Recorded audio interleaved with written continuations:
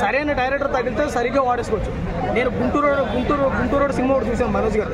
అందరూ ఆయన యాక్టింగ్ పరంగా ఎంత ప్లస్ అయితే పెట్టాడో ఈ సినిమాలో కూడా యాక్టింగ్ అంటే ఒక హీరోకి ఒక డైరెక్టర్ సరైన తగిలితే ఒక హైప్లో ఉంటాడని చెప్పాడు. అసలు మనోజ్ గారు ఎప్పుడో ప్యాన్ ఇండియా స్టార్ అవ్వాలి, కానీ ఈసారికి అయితే అంటే ఇప్పుడు నాకు తెలిసింది ఒక విషయం చెప్తాను. మోహన్ బాబు గారు పేరు నిలబెట్టింది మనోజ్ అనే. ఈ క్యారెక్టర్ వైజ్ చూసుకుంటే అంత పర్ఫార్మెన్స్ అయితే ఇందులో అంటే ఇంకా ఆయన విలన్ గా సెటిల్ అయిపోతారా ఇండస్ట్రీలో? విలన్ గా సెటిల్ కానీ క్యారెక్టర్ వైజ్ గా న్యాయం చేశాడని చెప్తాను. ఒక మంచి హీరోని తీసుకొచ్చి విలన్ అంటే ఎవరు ఎక్సైజ్ చెప్తారు, ఎవరు చేయరు కదా. ఒక వాడి ఉద్దేశం ఎలా ఉందో తెలియదు, కానీ మనోజ్ అన్న అయితే హీరోగా పరిచయం చేసినా విలన్ గా పరిచయం చేసినా చూసేటప్పుడు. అలాగే తేజ సజ్జాకి ఇంకో 300 కోట్ల సినిమా వచ్చింది. తేజ సజ్జా గారికి 300 కోట్ల సినిమా వచ్చిందా లేదని పక్కన పెడితే ఈ సినిమాలో తేజ సజ్జా కన్నా కానీ మనోజ్ అన్న కనపడ్డాడు. ఆయన మనోజ్ అన్న పక్కన మనోడు కనపడలేదు అని మనం తక్కువ చేసి మాట్లాడకూడదు. హీరో విలన్ కాబట్టి ఓవరాల్ గా సినిమా అయితే ఒక మిరాయి సినిమా, ఒక మిరాకిల్ అని చెప్పొచ్చు. ఎందుకంటే శాసనాలు గ్రంథాల మీద చాలా సినిమాలు వచ్చాయి, కానీ ఈ టైప్ ఆఫ్ ఎఫెక్ట్ చూపించలేదు. సినిమాకి ఒక 50% ప్రాణం పెట్టింది మ్యూజిక్, మిగతా 50% హీరో విలన్ చూపించేసుకున్నారు. ఇంటర్వ్యూల బ్యాంక్ ఒకటి, క్లైమాక్స్ బ్యాంక్ ఒకటి, ఈ రెండు సీన్లకి ఖచ్చితంగా 1000 రూపాయలు ఖర్చు పెట్టినా తక్కువే. డైరెక్టర్ గారు కెమెరామ్యాన్ కూడా బయట మరి విజువల్స్ ఎలా ఉన్నాయి? రెండేళ్ళకి న్యాయం చేసుకున్నాడు.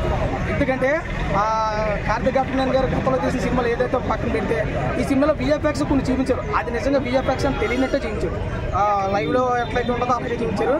ఆ సినిమాలో ఏది తప్పు లేదు. కొంచెం అక్కడక్కడ మైనస్ ఉన్నా కానీ, సాంగ్స్ కొంచెం వీక్ అయినా కానీ సినిమా ప్రాణం అంటే స్టోరీ పరంగా ప్రాణం పెట్టిందని మనం అనుకోవచ్చు. స్పెషల్ థ్యాంక్స్ ఎవరికైనా చెప్పాలంటే నేను మనోజ్ గారికి చెప్తాను. పార్ట్ 2 అంటే ఇంటే ఇవ్వలేదు, కానీ ఈ స్టోరీని ఆధారంగా చూసుకుంటే కనపడుతుంది. పార్ట్ 2 ఖచ్చితంగా కనపడుతుంది. ఓవరాల్గా సినిమా అయితే నాకు నచ్చింది. అవుట్ ఆఫ్ రేటింగ్ 2.5 నుంచి 3 వరకు మాత్రం ఇవ్వగలదు. అంతకుమించి మనం ఇవ్వడానికి ఎక్స్పెక్ట్ చేయకూడదు. ప్రభాస్ గారు వాయిస్ అన్న లాస్ట్ క్లైమాక్స్ రాముడు వస్తాడన్న. ఆ రాముడు వచ్చినప్పుడు ఆయన మహేష్ బాబు గారు ప్రభాస్ గారు నాకైతే తెలియదు. ఒకసారి మీరే చూసి చెప్పండి. వాయిస్ ఓవర్ అయితే ఇచ్చారు, స్టార్టింగ్లోనే అది అందుకుంది.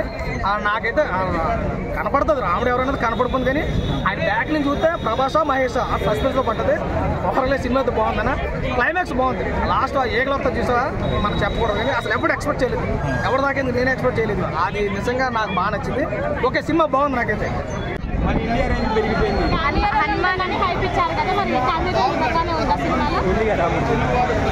సినిమా చూడడానికి రాముడు ఇంటి వరకు ఎవరు చూడలేదు. ఆయన బొమ్మ ఉంటేనే అది క్యామియో, ఇంకేముంది బొమ్మ పెట్టారు కదా. సినిమా చూడడానికి